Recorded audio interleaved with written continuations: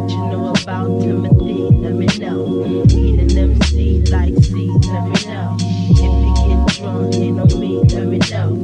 I'm about to bust like P, let me know. By the 90s, hip-hop was coming out of its adolescence and stumbling into adulthood. No longer was it relegated to block parties in the Bronx or backyard barbecues in LA.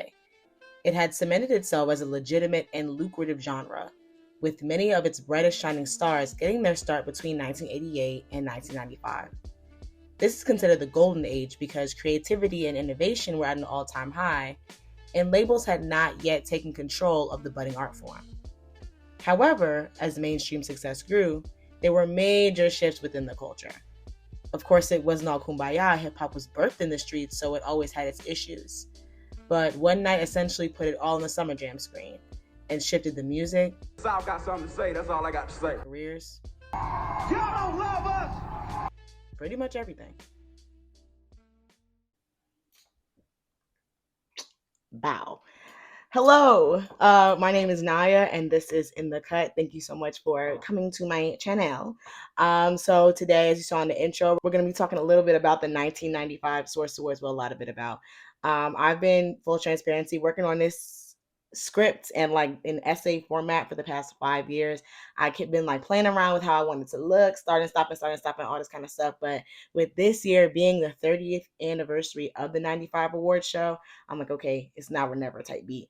So today we're going to be talking a little bit about the actual 95 show. We're going to talk about the Source magazine. We're going to talk about the 94 show. We're going to talk about all the events of the 95 show and kind of the aftermath of the award shows in general and of the Source magazine and all that hot stuff. So if you're ready, you should be. Settle in, get a snack, and we're going to get started right now.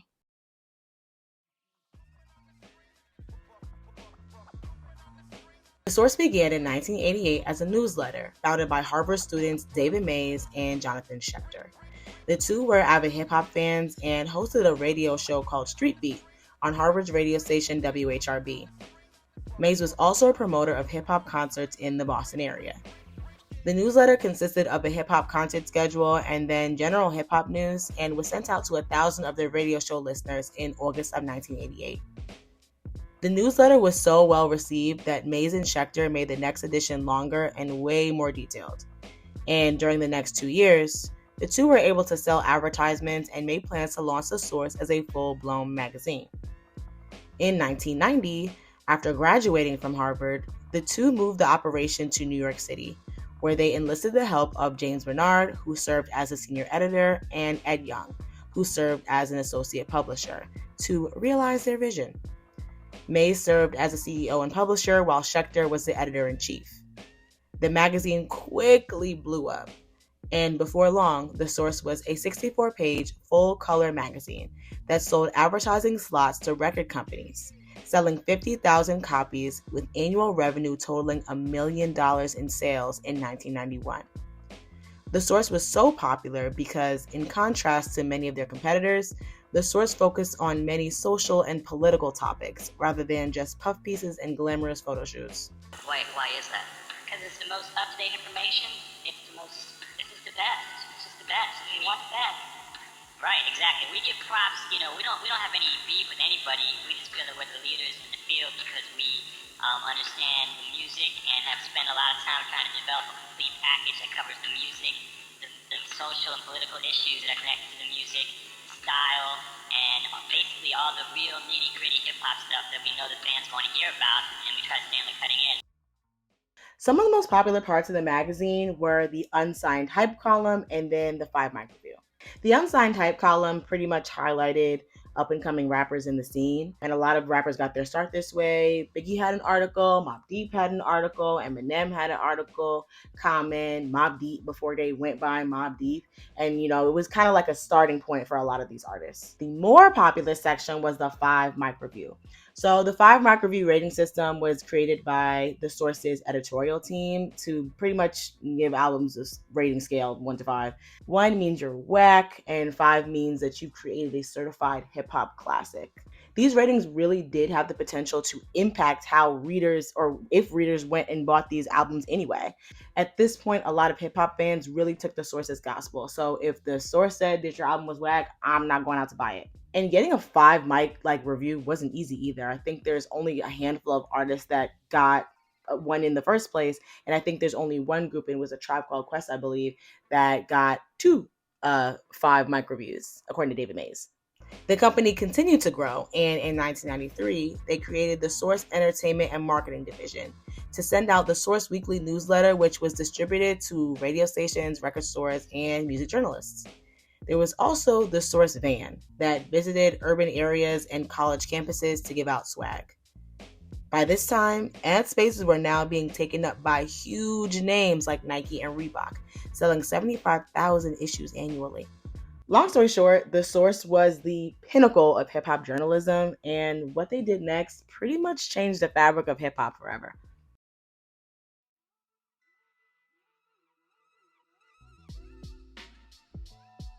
The Source Awards originally started in 1991 as a feature on the hit TV show Yo MTV Raps, and later developed into its own entity.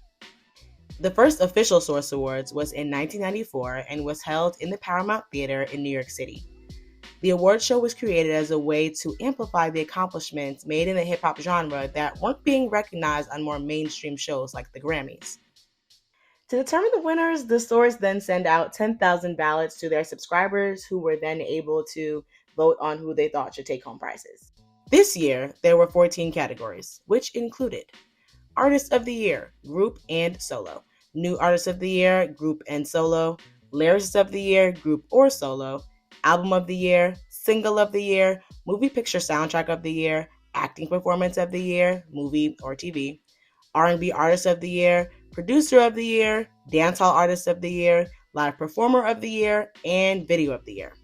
There was also a section that honored hip-hop pioneers who have made a profound and lasting impact on hip-hop and who were around for 10 years or more. 1994's winners included DJ Kool Herc, Grandmaster Flash, Africa Bambaataa, Dancer Crazy Legs, and Graffiti Artist Phase 2, which were determined by Russell Simmons, KRS-One, DJ Red Alert, and Harry Chalfant.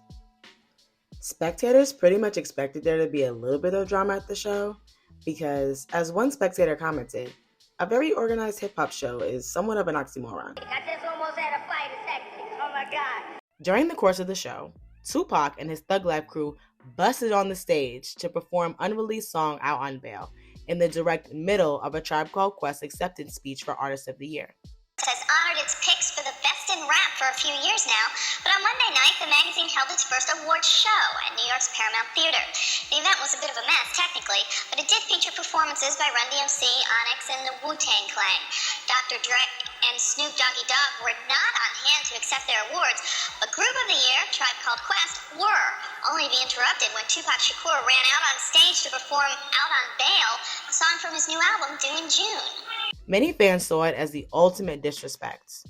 According to Benzino, at some point during the show, one of Tupac's crew members forced the sound engineer to play the track while Tupac snatched the mic. According to show's producer, J. Kevin Swain, it was all just a big misunderstanding.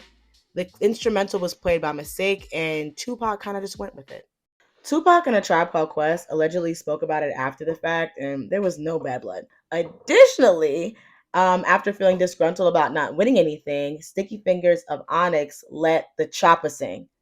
Like literally. During their performance of Throw Your Guns, he fired 6 shots into the air, reportedly leaving holes in the ceiling. But we didn't win anything. So I shot it up, literally, on stage while performing Throw Your Guns.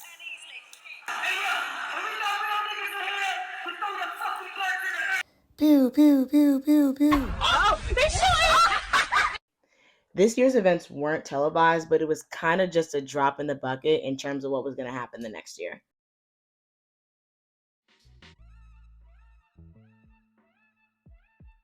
So between the 1994 awards and the 1995 awards, there was a little bit of drama within the Source's internal infrastructure. So in September of 94, James Bernard pretty much became aware that David Mays had been using both his industry connections and then the magazine to promote a group which was relatively unknown at the time, called the Almighty RSO. They were based in Boston, and Mays had pretty much helped manage them and kind of been working with them since he was a student at Harvard.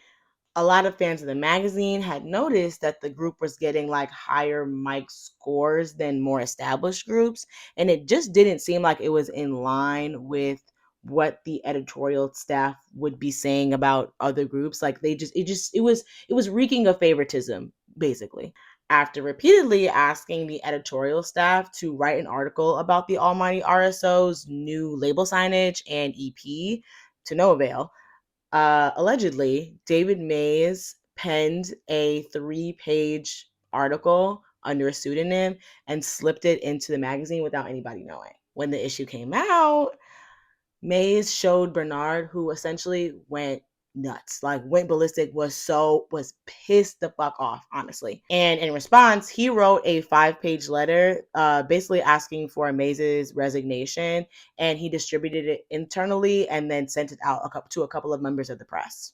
Once the letter went public, Mays barred Bernard from the publication. And a lot of staff members walked out in support of Bernard, including Jonathan Schecter.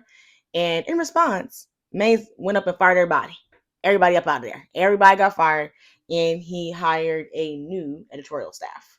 In an interview with Vlad TV in 2022, Mays pretty much said it was his magazine and he wasn't leaving, and that all of this was kind of like a culmination of issues that people were having with his ownership of the magazine and like some other stuff.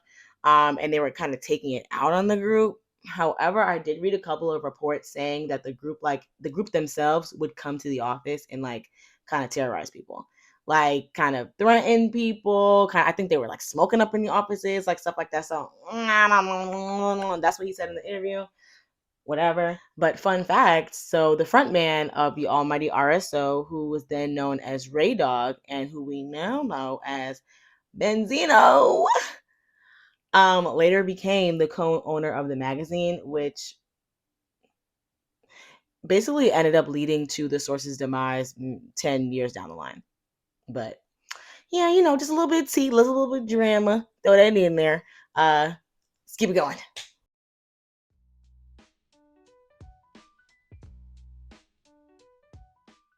So before we start talking about like all of the more serious and notable events of the 95 awards, I thought it would be so cute and so fun and so amazing to talk about the award show in its entirety and kind of give you guys like my little review of the show.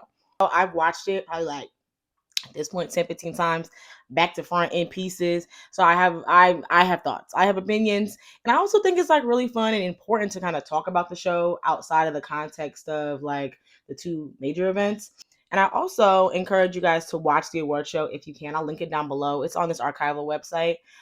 It's the whole thing with some commercials in there, everything. So I think you should take a look. Take a look. I'm glitching, baby. Take a look if you can. All right. So starting off strong.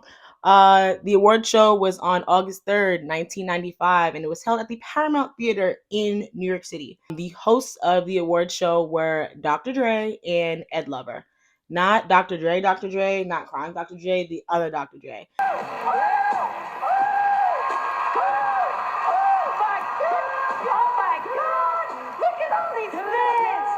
They were the hosts of UNC Raps at the time, where the Source Awards got their humble beginning in 91. And honestly, I mean, of course, they're not like the most amazing presenters because it was, again, 95. It wasn't all that. Like, they had their cute little skits in the beginning. Hi, Biggie. You mad at me? Biggie, give me one more chance. What you looking at, Faith? And then pretty much the rest of the show, they kind of hit the, here's this person presenting this. But I think it's particularly funny for me because Ed Lover is my best friend's uncle. T, how you doing, Jasmine? So again, like I know he's the host and all that kind of, or knew he was the host and all that kind of stuff, but like knowing and seeing like how important he was, how impactful he was, and like hip hop at large is just so far off from seeing him dancing at her Sweet 16. Coming in next is the complete lack of preparedness on the part of the presenters. I mean, damn. Barely reading the teleprompters, talking mad hard into the mic, being basically zooted out of their ever-loving minds, at least like 30% of them. And a few of my favorites were Flavor Flav. Yo, come on, let me read the thing, man. Take the card off, man. What's up? Yo. Oh, yo. Okay, rock that. That's you, G. Jason's lyric, executive producer, and Eckstein. You know what I'm saying? Word the burger. Oh Dirty Bastard. And ladies and gentlemen, tonight, they don't know what to say, so I got to read this. And the Source Award for R&B. We gonna see what it means. Let me get it up. Hold on. Hold on. And Mad Lion. Yes, well. The videos are all on point. We're trying to give it to nominations now for the best one. Yo, the one of the video that wicked no blood. Yeah, they all on. Yes, well. Yes, well. Another part that I really loved was the Caribbean integration. Like I said, Mad Lion was there and Patra was there. And they also had like dance hall categories, which I really, really appreciate. And like, I don't know, just acknowledging dance hall as like an important part of hip hop and hip hop culture to me is like super significant. I'm a Caribbean person. I'm from Barbados. And of course, as we know, like hip hop, a lot of hip hop's pioneers had Caribbean roots. Kool Herc, KRS-One, Dougie Fresh, like a lot of them are first or second generation American. The Caribbean impact in hip hop is super strong. So I was just so happy. It just like warmed my baby heart. Continuing on, there were several performances throughout the evening. Death Row opened up the show. They had Lady of Rage, Nate Dogg, Snoop Dogg, the Dog Pound, DJ Khaled. I had to look. I was like, damn, who's in Death Row? Really not my group of choice. It was cute, you know, pyrotechnics.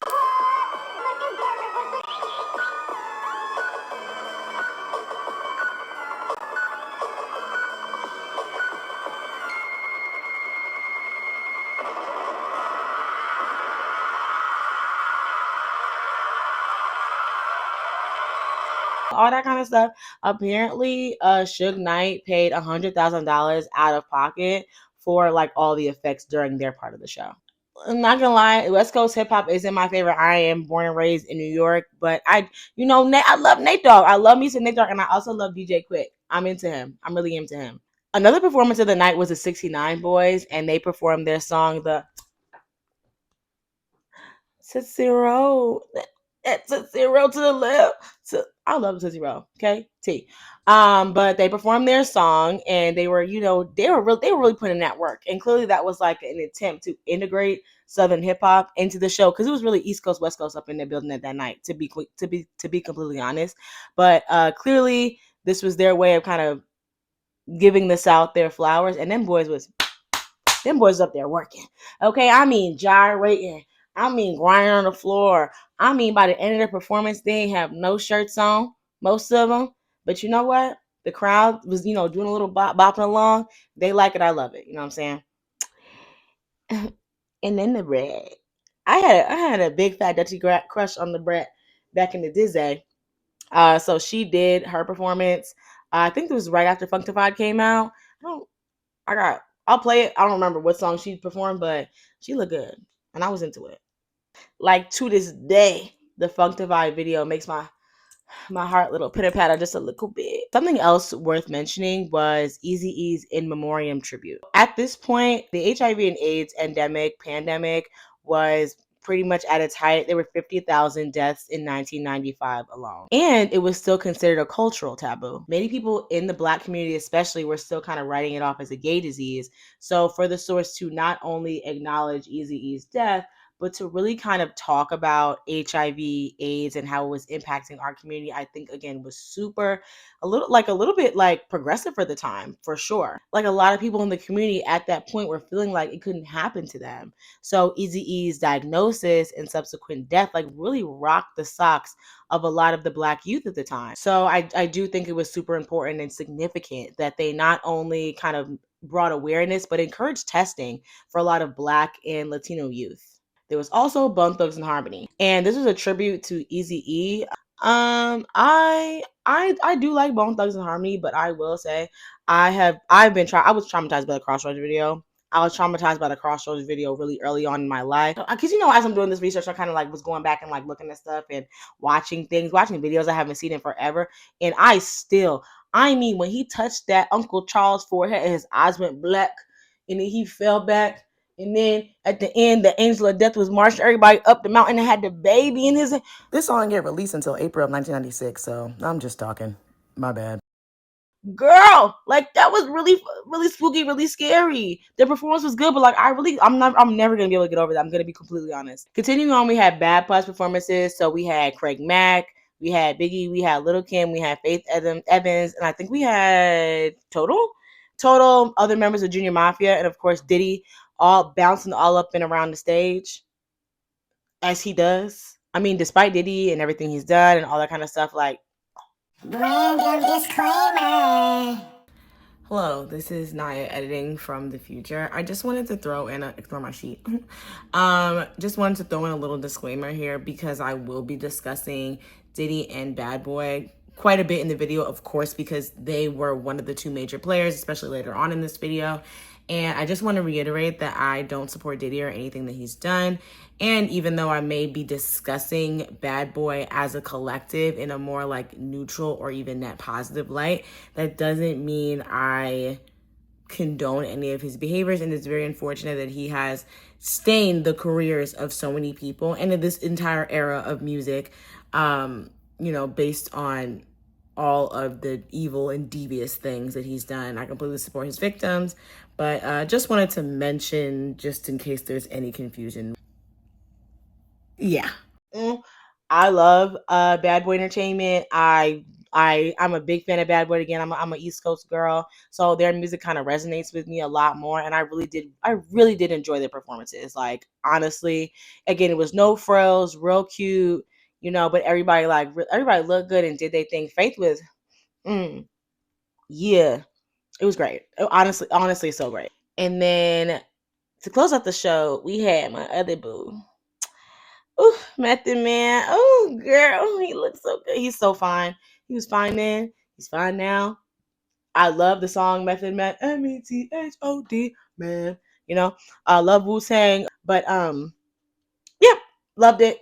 Close out the show. So overall, in terms of kind of like hosting, production, it was like bare bones, like extremely pared down, but like I loved it anyway. It was super authentic. Of course, like at this point, that's all hip hop could be for real. Like we ain't sold out yet. We getting there, but we ain't really fully sold out yet. But it really showed like the authenticity of like hip hop as a genre. But of course, it could be nostalgia. And speaking in retrospect, but all of the nominees for all the categories were like pretty decent. I mean, there were clear winners for a lot of the categories, but like it was never anything like okay, like why are we even nominated? It felt very like well rounded. And there's some groups that I'm not as familiar with, because just because of time and place and whatever. But like overall, was super pleased with everything, like how everything it all just really made sense. Like it didn't feel like there was not upsets. Of course, like again, I'm looking back and saying all this, but like I was happy. I really enjoyed the show. Like I think it was a good watch, a short watch. So if you can, like I think kind of tap in and kind of see what you think about it. Let me know in the comments or whatever. Let me know in the comments how you feel about the show. If you were around to watch the show and you're watching this video, I'm sorry if I'm like, I don't know if I leave anything. Tell me like y'all grown. Like if did I leave any details out, anything that you remember from the show that was like super significant to you. Again, I'd love to hear you sound in the comments about that.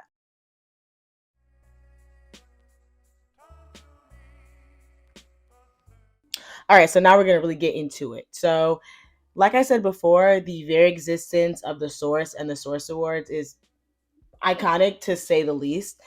There are two major events that everybody in the hip hop community have decided or have shown to be extremely culturally significant. That would be Outkast winning New Artist of the Year and adding fire to the fuel of the East Coast versus West Coast feud. So I'll be talking about both in detail. So the prelude, the event, and then what happened after and how it impacted hip hop as a whole. So without further ado, let's get it going.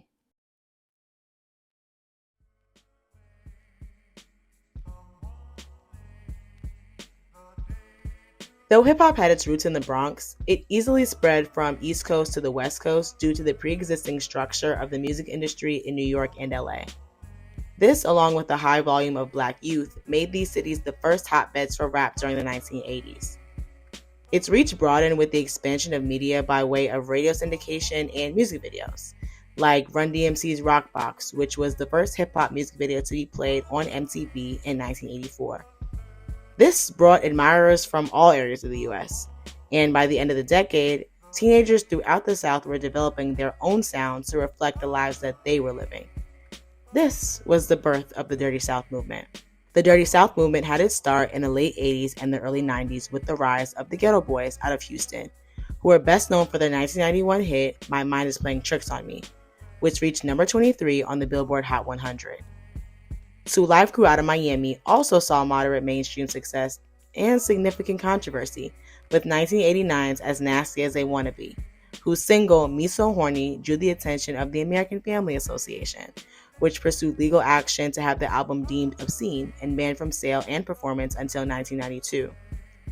Arrested Development, who formed in 1988 in Atlanta, was able to score at the 1993 Grammys, winning both the Best New Artist and the Best Rap Performance by a Duo or Group for their debut album 3 Years, 5 Months, and 2 Days in the Life of. However, their progressive and Afrocentric messaging did not necessarily represent the attitudes of the region holistically. So while there were absolutely groups in the South that were making their mark, they paled in comparison to New York artists, the originators, and then LA, which was considered the second wave. In his essay, Dirty Decade, Rap Music and the U.S. South, 1997 to 2007, Matt Miller writes, before the Dirty South, artists from places like Atlanta, Houston, or Miami were not completely excluded from rap, but seemed compelled to adhere to certain stylistic and conceptual limitations in order to sustain a wider rap music authenticity that would ultimately contribute to their long-term economic prospects within the national market. Which is essentially saying the artist being like, if it ain't broke, don't fix it. For lack of better words. And they kind of just fell in line with what was already popular, which with like growing regional pride was like not gonna work for real, like with the people from the actual South. For them to compete, the South needed their own power players. Enter Outkast. Outkast members Andre 3000 and Big Boy met at Lenox in Atlanta in 1992 when they were both 16 years old. They participated in rap battles in school and eventually teamed up with Organized Noise, a group of local producers. Before long, the duo was signed to LaFace Records, and during the Christmas of 1993, the group released their first single, Players Ball. The track hit number 1 on Billboard's Hot Rap Tracks chart and topped the R&B chart for 6 weeks. On April 26, 1994, they released their debut album, Southern Playalistic Cadillac Music. Their sound was a mix of pimps and gangster life with socio-political themes, and this album is considered by many to be one of the foundations of Southern hip-hop. This project caught the attention of The Source, and it was reviewed in their 1994 issue, where it received 4.5 out of 5 mics, which, if you remember from earlier, call back, remember, that's good. That's very high, especially for a debut album. Like, that's really good, that's really high. Source writer Rob Marriott had this to say about the project, and hang on to your hats, babies. It's a little rough. I'm not gonna lie to you. The South has always posed a problem for most hip hoppers. No matter what they accomplish, we're hard pressed to give the South its due. Maybe it's because the all-out ass fest that has become Southern hip hop's defining image is as repelling as it is compelling. As a result, we find reasons not to like the South. If it ain't Afro pretentious Arrested Development, it's Crisscross. If it ain't Crisscross, it's them country pork chop eating having fun with their big-legged women. But if you are a victim of this rural/urban, southern/northern schizophrenia, then Outkast may be the antidote that you seek. Oh. This quote perfectly exemplifies the attitude shown towards Southern rap at this point, singling out Outkast as a beacon of hope in the struggling subgenre. Outkast went on to be nominated for the New Artist Group Award in 1995. The other nominees were Bone Thugs-n-Harmony, Illinois Scratch, and Smith & Wesson. The crowd erupted in boos as Salt and Pepper and Kid of Kid and Play announced the duo as the winners. Big Boy spoke first and then passed the mic over to Andre, who voiced his frustrations to the crowd. So what's up, Dre? Yeah, first of all, you know what I'm saying? We want to thank God, just, you know what I'm saying, dead serious, because if we want to be here, you know what I'm saying, we want to be here. But it's like this, though. I'm tired of folks, you know what I'm saying? Them closed-minded folks, you know what I'm saying? It's like we got a demo tape and don't nobody want to hear it, but it's like this, the South got something to say. That's all I got to say. In a room full of New York and LA artists, that was bold, baby. That's bold. That's bolder than bold. Like, that was really, again, and they were super, super young at this time. So the fact that Andre was so emboldened and they felt so like impassioned to say this about the South it was crazy, but it worked. Because at this point, now they're like, all right, what you talking about? All eyes are on the South. They just won this award. So clearly their music had to have meant something to all of the subscribers of the Source magazine and to the Source staff. But this statement also gave artists the green light to put their best foot forward, and the South showed up. And while it was difficult to show direct causation between Andre's statement and the uptick in Southern music sales, like data-wise in my research, there was clearly like an impact there for sure. But what we can do is kind of go through the progression of Southern rap and its successes from 95 and beyond. So I'm a voiceover Naya is going to rattle that out for you.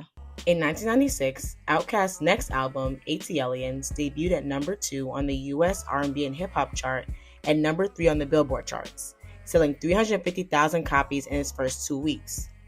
In 1998, their album Aquemini. Aquemini was actually like a blending of both of the signs, the Aquarius and the Gemini, like letting people know that like two totally different worlds can come together and make this music.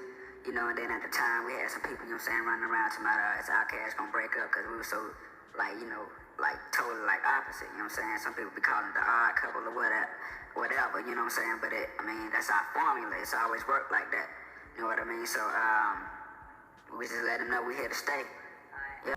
Reached number 2 on the Billboard 200 and is certified double platinum.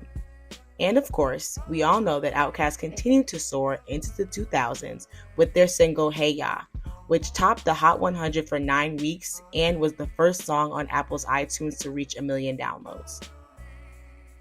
Outside of Outkast, in 1995, Goody Mob released Soul Food, whose song Dirty South was later used to describe this era/genre. In 1996, No Limit signed a $30 million deal with California-based Priority Records, in which Master P retained the rights to his masters. Make 'Em Say, featuring Master P, Fiend, Silk the Shocker, Mia X, and Mystical, was released in 1998, peaking at 16 on the Billboard Hot 100, and is certified platinum, selling 1.2 million records. In 1997, Cash Money Records created the Hot Boys, featuring Juvenile, Turk, BG, and Lil Wayne, who soon caught the attention of UMG executives, specifically Juvenile.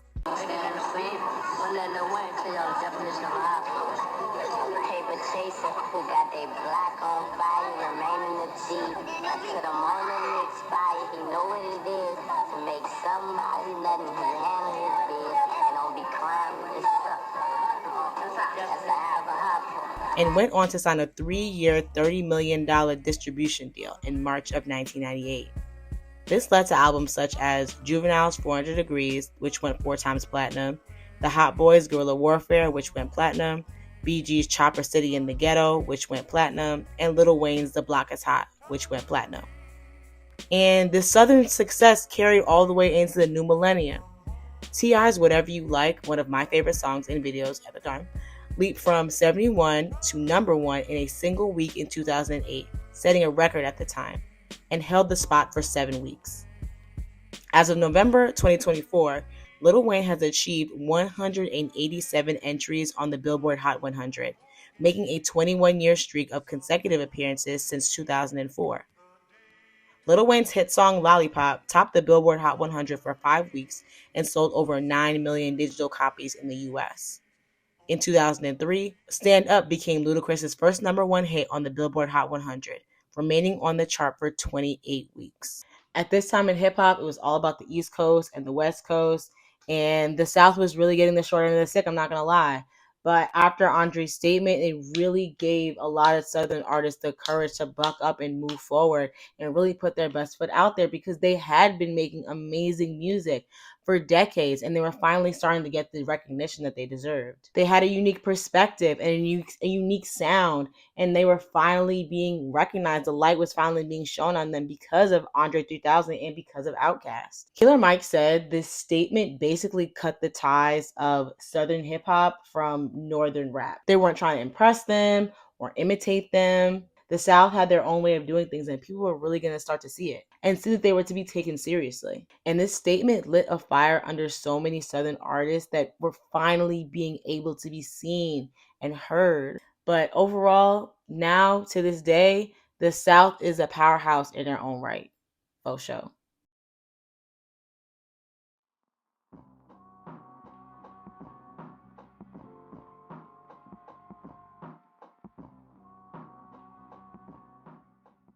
Between the 1994 and the 1995 Source Awards, the East Coast versus West Coast kind of feud really started to pick up steam. And it was at the Source Awards where everything pretty much came to a head. To really explain the gravity of this moment, I want to take it back a little bit and we'll talk about like the origins of the feud before we kind of get into the night's events. Even though Biggie and Pac were the faces to the feud, there was tension way before the two even gained popularity. In the late 80s, the West was coming to the forefront of mainstream hip-hop, with NWA rising to prominence in 1988 with their debut album Straight Outta Compton.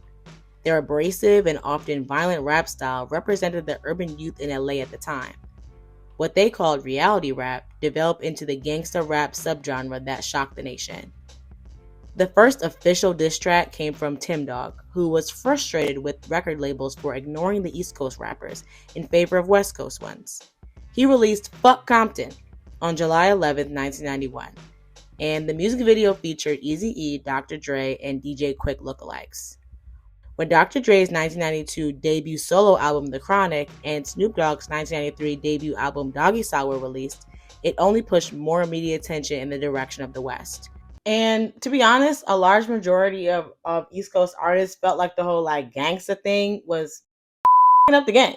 But a really big problem was a lot of West Coast music wasn't getting radio play in the East. When Ice Cube dropped Kill It Will in 1990, it got huge radio play in every city except for New York. So this really this was like a major example of the East Coast feeling reluctant to play West Coast music. And to a lot of West Coast artists, it just felt like hating. Like they just felt like they was big haters because they didn't have any problems with the East at the time. They were making money in the East. They were debuting music in the East. They were getting mad love in the East. So it was kind of just like, what's y'all problem? And they just generally had good relationships with East Coast artists. So these attitudes never really had an official title. But as time was going on, things were starting to take shape. And with frustrations growing, it wouldn't be long until things started to erupt. Before 1994, Tupac was close with Biggie Smalls and Sean Combs. When in LA, Biggie would come stay with Pac, and when in New York, Pac would kick it with Biggie, Kim, and Junior Mafia.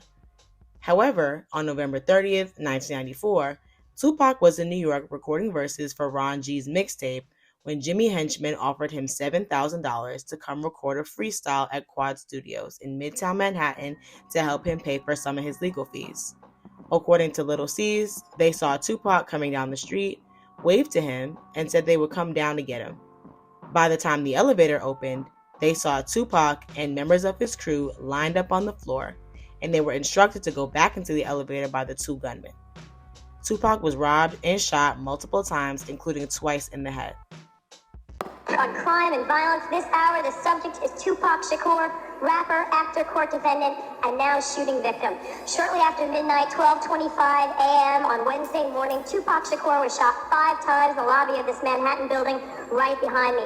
Police say it appeared to be a robbery attempt committed by 3 men as Tupac was on his way to a recording studio on the 8th floor of the Powers building.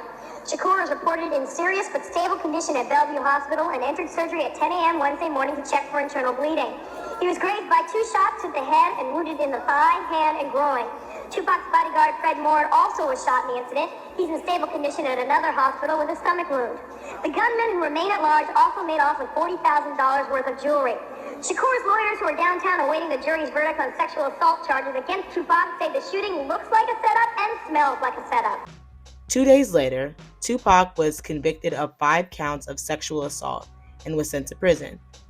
It was during this time that Tupac vocalized that he believed he had been set up by Biggie, Andre Harrell, and Diddy. The release of Who Shot Ya on February 21st, 1995 really didn't help the cause. Even though it was written and recorded months earlier, Tupac and most of the hip-hop community took it as Biggie taunting him. But to Bad Boy, it was pretty much a non-issue. They knew they didn't set up Tupac, so to them, it was just a hot record. Tupac had me pissed off, you know what I'm saying? And the rumors got spreading. So on some shit like, we set him up, you know what I'm saying? And that's crazy. Such ridiculous, you know what I'm saying? But I also understand that if you was to get shot 5 times, mind is just completely spinning, you know what I'm saying? You're real confused about your situation. So it'll cause you to say things that you really don't mean. But to Pac, it was the ultimate disrespect. And the conspiracies he already had floating around in his head intensified tenfold. And this is when the Source Awards came into play. I mean, every East Coast crew, every West Coast crew under one roof. Tensions are bubbling. It is palpable. And in the West, over here winning award after award after awards, it was thick in there. So when Suge Knight went up on that stage, it was like the room was full of gasoline, and Suge Knight walked up on the stage and lit a damn match. I'd like to tell Tupac, keep his guards up. We ride with him.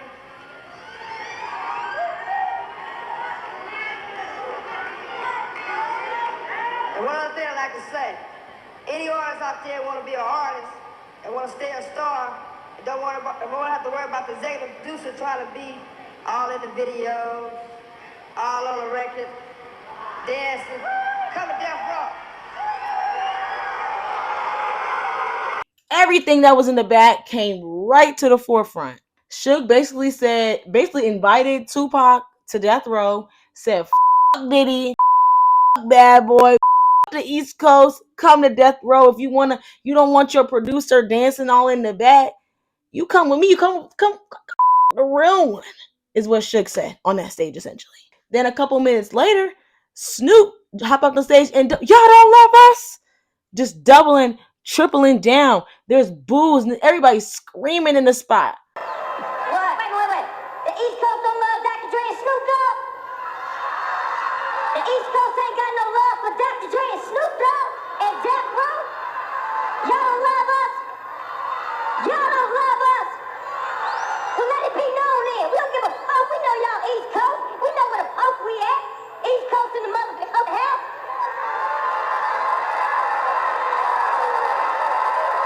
And then Diddy, trying to be peacemaker, trying to be Mr. Suave, hop up on the stage saying he got love for everybody. He don't know where the East Coast, West Coast thing coming in. I'm the executive producer that a comment was made about a little bit earlier.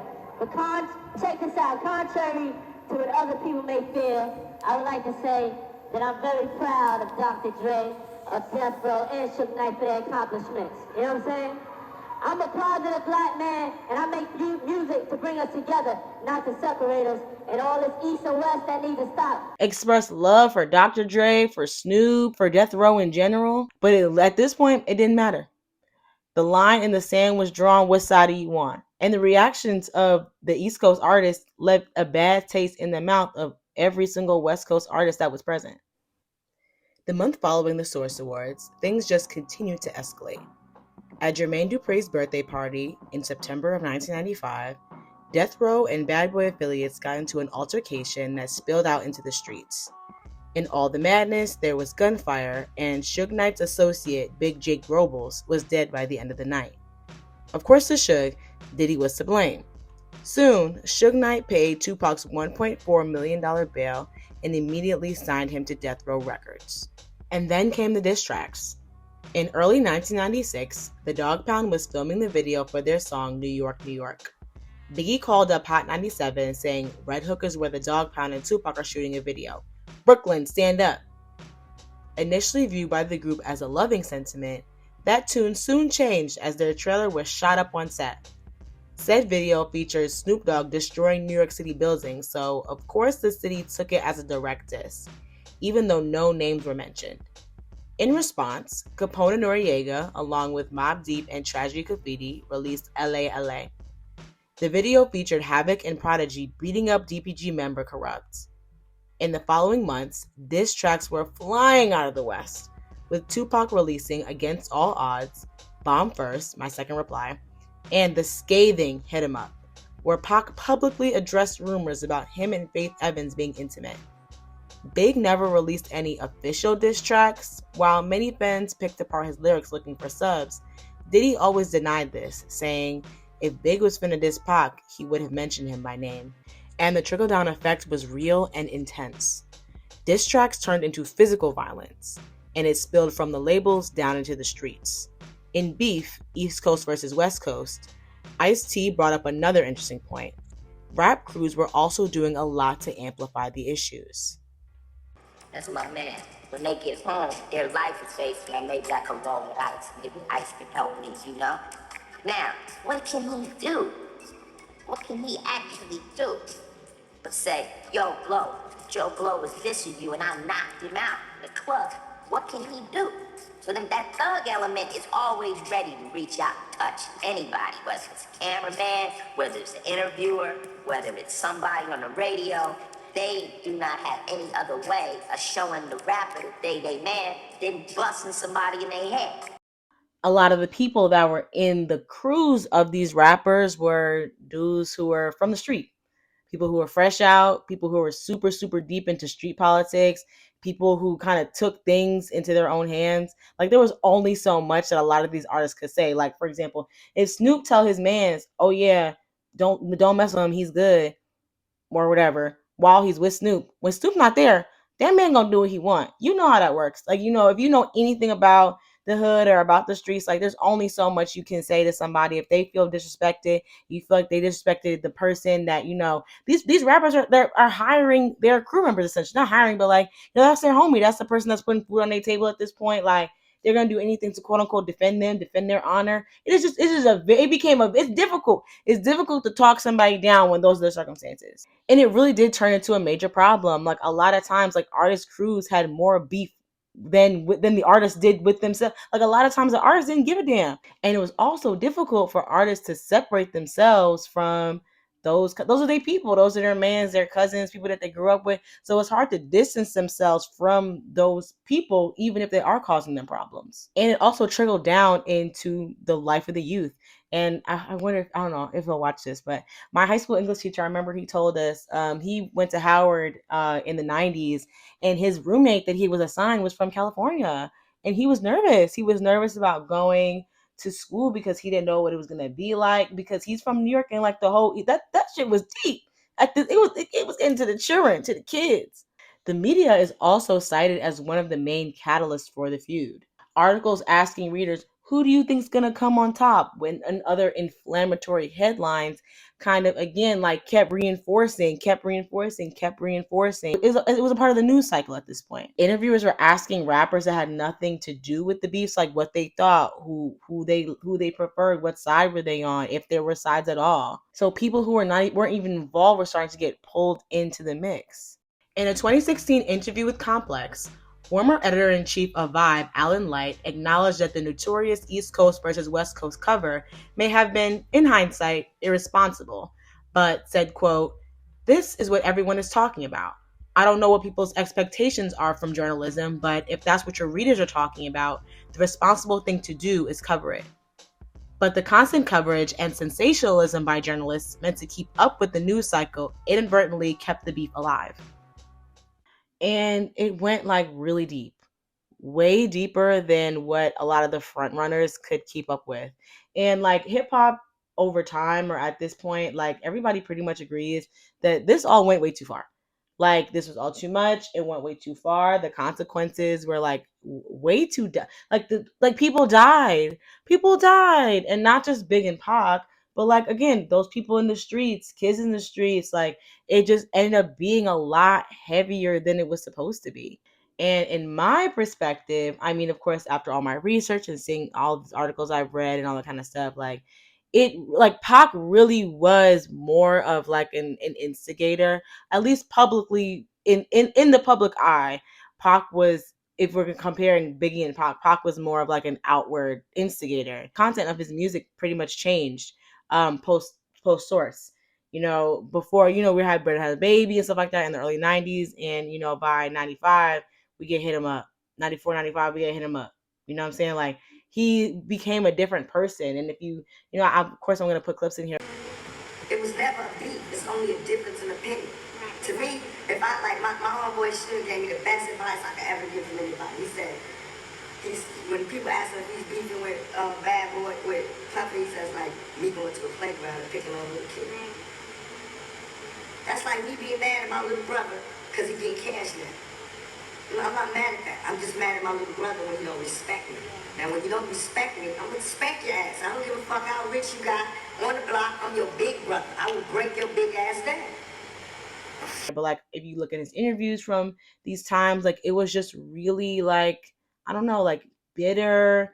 It felt like, I don't know, it just felt like a lot of his energy was being put into like hating Bad Boy. And I'm not saying the East was blameless, because of course not, but if their responses, if any, were not as direct, I will say, like musically not as direct. There might have been some jabs that you can interpret, but that also wasn't kind of in line with like the rap style of the East at the time, like a little bit more smooth and nuanced instead of a wife kind of thing that Tupac was doing. And Tupac also never spoke to Big after this point. He went to his grave with all that hate in his heart, and then Big died 6 months later, and then going to LA to an attempt to kind of squash everything and like make sure everybody was cool. And looking back, like how much did this all really mean?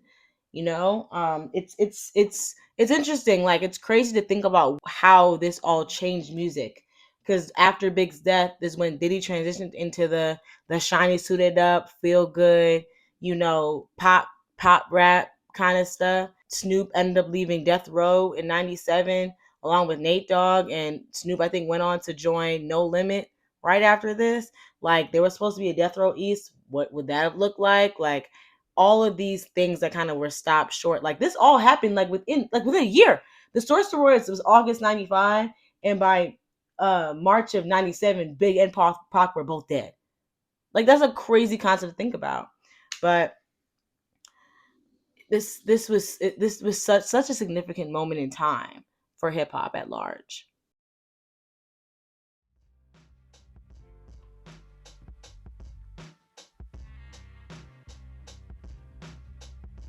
The next award show wasn't until 1999, but by then it was a completely different ballgame. The girls had it. The girls had production value. The girls had sponsors. The girls had budget. And when I say budget, I mean budget. There were 15,000 performances. Everyone had pyrotechnics. And almost everyone who came onto the stage entered on a vehicle of some sort. Cash Money landed a helicopter. And everything was great until 2000. The 2000 Source Awards, which was held at the Pasadena Civic Auditorium, lasted about an hour before a fight broke out, causing the authorities to evacuate the building after only 5 awards were given out. The last Source Awards was in 2005, and shortly after, in 2006, founder Dave Mays and his now contributor Benzino were fired from the magazine due to loss of advertising dollars. Many advertisers pulled out as sales dropped by half after a string of unfavorable articles directed at Eminem, 50 Cent, and several others were published in 2002. According to the same Billboard article, the two were also accused of writing bad checks to former employees and creditors, discontinuing magazine delivery to over 100,000 subscribers, and allegedly had several people on the payroll who did not work for the publication.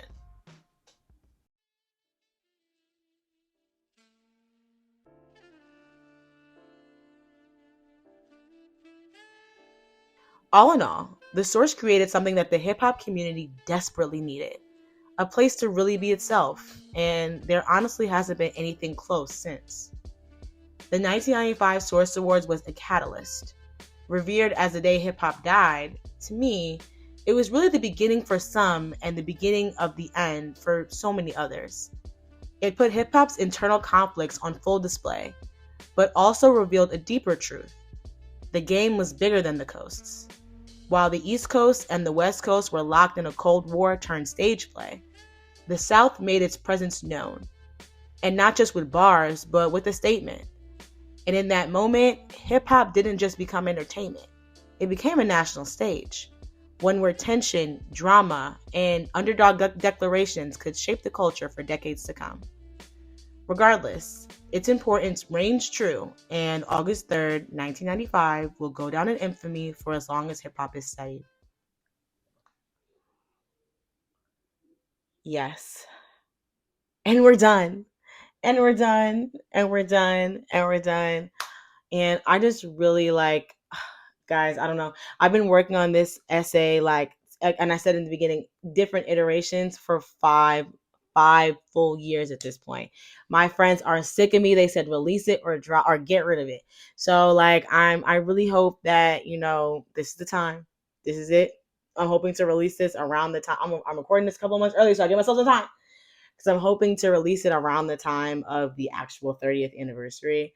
So I really hope that you guys appreciated this. I hope you guys had fun. I hope you guys liked all the info that I gave y'all. Again, this is a true labor of love. Lots of research, lots of tweaking, lots of reviewing. So yeah. And I really hope to continue doing this. I really did enjoy this process. Hopefully it won't take me another 5 years to put out the next one. Because I have things to say. I have things I want to talk about, and I also need a hobby. So again, thank you guys so much for watching. I really appreciate you. Please subscribe to my channel and then follow me on my socials. My Instagram, which is in the cuts, and my TikTok, which is Big Crit. Yes. Again, thank you guys so much for watching, and I'll see you next time. Peace out, my sweet baby angels.